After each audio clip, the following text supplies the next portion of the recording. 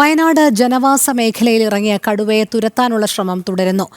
വയലിന് സമീപത്തെ പൊന്തക്കാടിനുള്ളിലാണ് കണ്ടെത്തിയ കടുവയെ മയക്കുവെടി വയ്ക്കില്ല, തൊട്ടടുത്തുള്ള കാട്ടിലേക്ക് കയറ്റിവിടാനാണ് വനംവകുപ്പിന്റെ നീക്കം. അർജുൻ PS തയ്യാറാക്കിയ റിപ്പോർട്ടിലേക്ക്.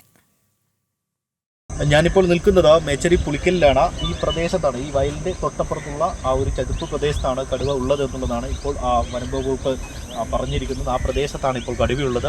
അവിടെ നിന്നും കടുവയെ ഈ പ്രദേശത്ത് നിന്നും മറ്റൊരു സ്ഥലത്തേക്ക് മാറ്റുക എന്നുള്ള ഉദ്ദേശമാണ് ഇപ്പോൾ വനംവകുപ്പിനുള്ളത്. അതായത് നേരത്തെ നമ്മളോട് പറഞ്ഞത് ഇപ്പോൾ മയക്കുവെടി വെക്കേണ്ട ആ സാധ്യതയില്ല, അങ്ങനത്തെ ഒരു സാധ്യതയില്ല എന്നുള്ളതാണ് പ്രധാനമായും വനംവകുപ്പ് പറയുന്നത്.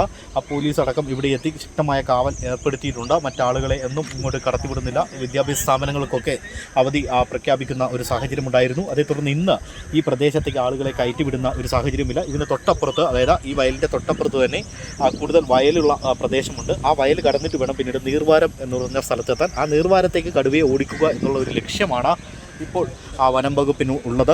അതുകൊണ്ട് തന്നെ എത്രയും പെട്ടെന്ന് കടുവയെ ഈ പ്രദേശത്ത് നിന്നും മാറ്റുക എന്നുള്ളത് തന്നെയാണ് പ്രധാനമായും വനം വകുപ്പിൻ്റെ ഉദ്ദേശം. അതായത് ഇപ്പോൾ എന്തിനാൽ തന്നെയും മയക്കുവെടി വെക്കുവാനുള്ള ഒരു സാധ്യതയില്ല, അത്തരത്തിലുള്ളൊരു സാധ്യത ഇല്ല എന്നുള്ളത് തന്നെയാണ് വനം വകുപ്പ് പറയുന്നത്. പ്രദേശത്തൊക്കെ ജാഗ്രതാ നിർദ്ദേശം നേരത്തെ തന്നെ പ്രഖ്യാപിച്ചിട്ടുണ്ട്. ഇത് വയലേരിയയാണ്. അതുകൊണ്ട് തന്നെ ഈ കടുവ എവിടെ പതുങ്ങി നിൽക്കുന്നോ എന്നുള്ളത് കണ്ടുപിടിക്കാൻ വലിയ ബുദ്ധിമുട്ടാണ്. ആ സാഹചര്യത്തിലാണ് കഴിഞ്ഞ ദിവസം തെർമൽ ഡ്രോണൊക്കെ പ്രവർത്തിപ്പിക്കുന്ന ഒരു സാഹചര്യമുണ്ടായത്. തുടർന്ന് ഈ ഡ്രോണിൽ കടുവയുടെ വിഷ്വൽ പതിയുകയും ആ സ്ഥലത്ത് നിന്ന് ഏകദേശം 3-4 കിലോമീറ്റർ ഇപ്പുറത്താണ് ഇപ്പോൾ ഉള്ള സ്ഥലം, ആ കടുവയുള്ള സ്ഥലം എന്ന് പറയുന്നത്.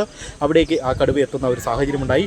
ഏകദേശം ഉച്ചയ്ക്ക് 1 മണിയോടെയാണ് ഇത്തരത്തിൽ ഈ പ്രദേശവാസിയായ ഒരാൾ തന്നെ ഈ കടുവയെ കാണുന്ന ഒരു സാഹചര്യമുണ്ടായത്. അതേ തുടർന്ന് പിന്നീട് വനംവകുപ്പ് പരിശോധന നടത്തുകയും ഈ വയലിനടുത്ത് തന്നെ ആ കടുവ ഉണ്ടെന്നുള്ള ഒരു സ്ഥിരീകരണം നടത്തുകയും ചെയ്തു.